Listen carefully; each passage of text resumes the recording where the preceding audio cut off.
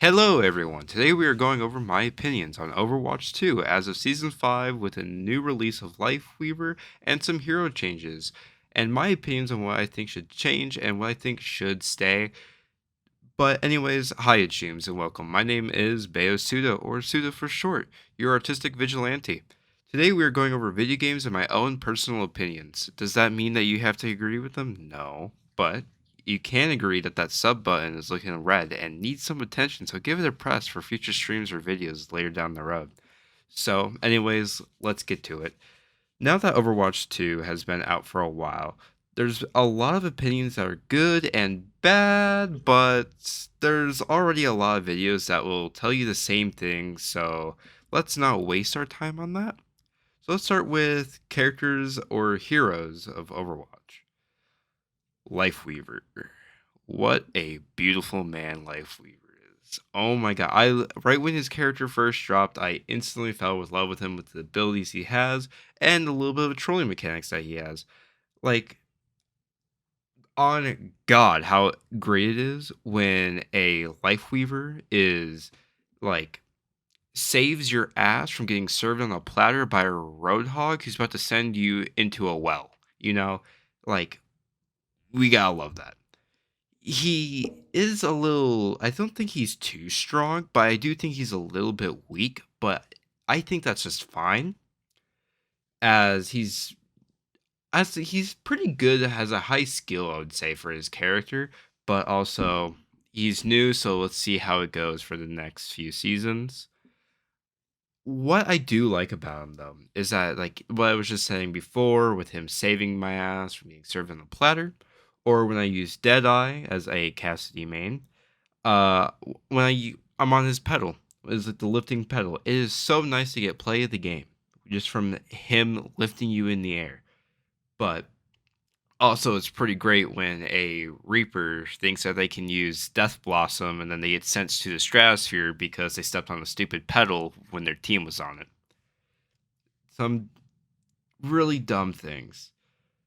But his ultimate is already kind of gets in the way, but when a whole team is at critical because of that one trick, Moira is too busy sucking the soul out of the enemy far for the sky for some reason for their cool TikTok montage, it comes in handy and it's still easy to trap people in a room with it too.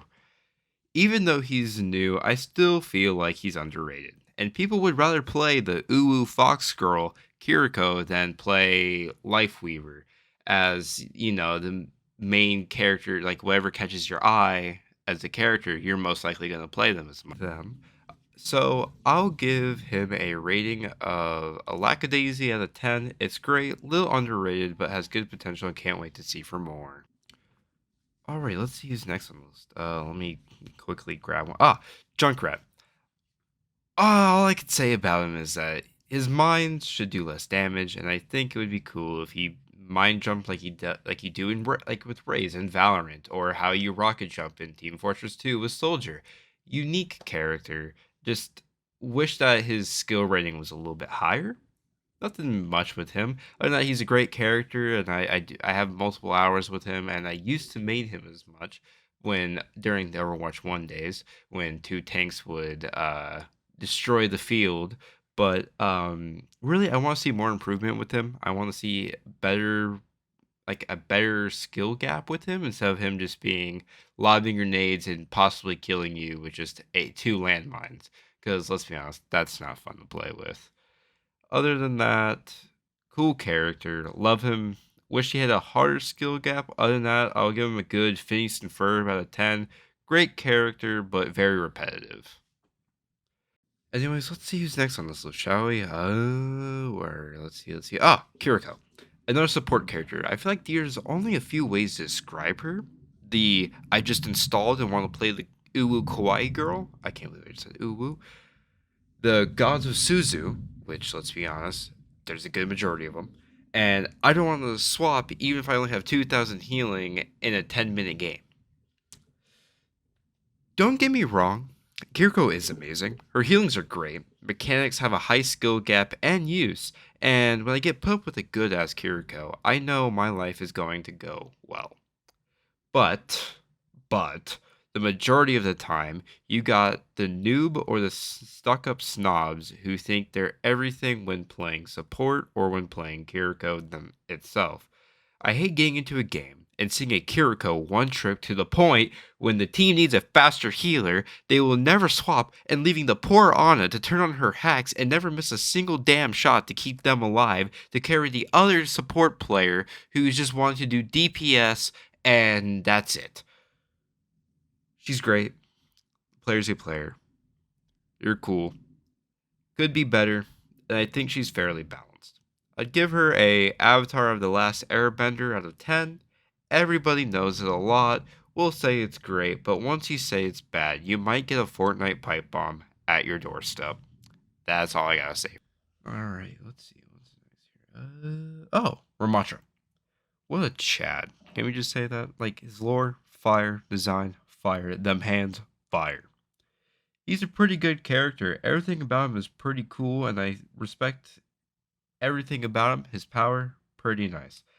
I do think he needs a nerf, mostly because I'm not a fan of his melee mode, mostly because I feel like it does too much damage, and the fact that he gains a lot of armor for a lot of time, and it can just go back into a defense mode and take even less damage. And it's not really great when there's only a few people that are trying to kill him, or when you're the last one on objective against a Ramatra. And basically, I even like me, like I wouldn't call myself a Ramattraman because I don't play him as much. But there's way too many times where I've folded a lobby just by playing him, and I only have like 10 minutes on him. But other than that, pretty good character. Respect to people who play him. Hope to see what they do with his character later on in the year or in the years of this game. Other than that, I would give him a good Lego movie out of 10. Everything is awesome when Ramatra is on your team. Orisa. Now, I'm not going to be biased about her, as I do main her and I do have a lot of hours with her. And she's been one of my mains from Overwatch 1 and Overwatch 2. Now, Overwatch 1, her was pretty boring, but I managed and I liked her because she fit the tank role, in my opinion. Overwatch 2, she got a lot better. A lot of people have hated her, saying that she was either too powerful or she was too boring, but in my opinion, I don't think so. A lot of it has to go with her mechanics in the game. But like first, her primary, it actually has a neat mechanic that no other character has with a heating mechanism, which is pretty nice. Other than that, javelin throw is hella fun and so useful. It gives me so much dopamine when I throw it, and I either destroy a Sigma who is using his ultimate, or when some tracer keeps on being a little fly and being hell of annoying. Really fun character. Javelin spin takes a good main portion of skill, as you don't want to just constantly spam it, but use it when you need to. Mostly if you see the opponents throwing a fire strike or a Mora orb, or just like any ability that you know is going to do high damage or screw up your team. Really useful, and you want to keep that handy of all times, especially too when let's say a soldier's ultimate. Get in his face with that spin. It's really helpful, and your team will appreciate it. Her ultimate, not the best thing, mostly because it just feels like a dumber down version of Zarya's gravity, or black hole. I mean, as that just feels very generic and basic. And it's cool to see and that the fact that she has Fortify when she does it too, but I feel like they could have done a lot better for her character. But speaking of Fortify, actually, Sportify, it still feels the same from Overwatch 1, but still fun seeing Reinhardt's trying to tackle me like a sibling trying to throw a haymaker at you for not sharing your Xbox. Other than that, still a useful ability, still great. It does give you overhealth and a, if I get it, yeah, just overhealth if I get it right. But other than that, pretty decent character. I don't have anything else about her. The people who are player are either Giga Chads or they know damn well how to play the tank role. That's all I gotta say for her. Anyways. Other than that, I would give her a good rating of The Last of Us out of 10. Good, could be better, but gets trashed on by the community. And for now, we're doing a speedrun round where I talk about multiple characters at the same time. Anyways, Sim and Torb, God, do I hate these two, but I think one is at least better than the other and has more skill. And to me, that would be Torb. As as a Torb, his turret I think should be a little bit nerfed and is very strong. And take a look at like Engineer from TF2. His turrets are pretty powerful, but there's 20 people who have the opportunity to destroy it with each character being able to at least do something to his turret. Other than that, his weapon, his main primary, pretty good. It's basically like a mini sniper with high damage, and it does take skill to aim, and then the bullet speed and the bullet drop. It takes a good portion of skill. Same thing with alt click. And you know what else is better? Being a tiny Reinhardt, where you run around with Torb's hammer, and you try to at least get a quad feed.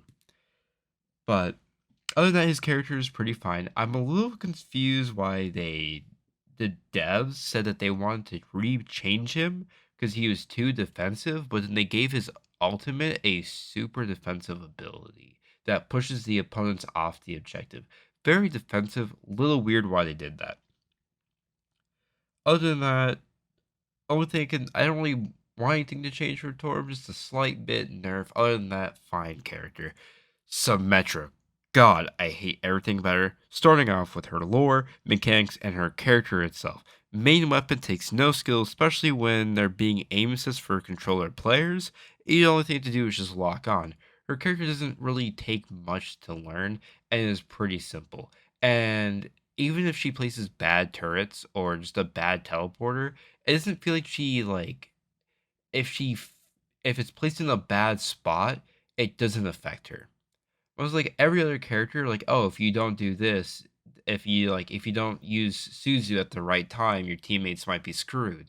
But with Symmetra, it doesn't feel like there's a way you can fail.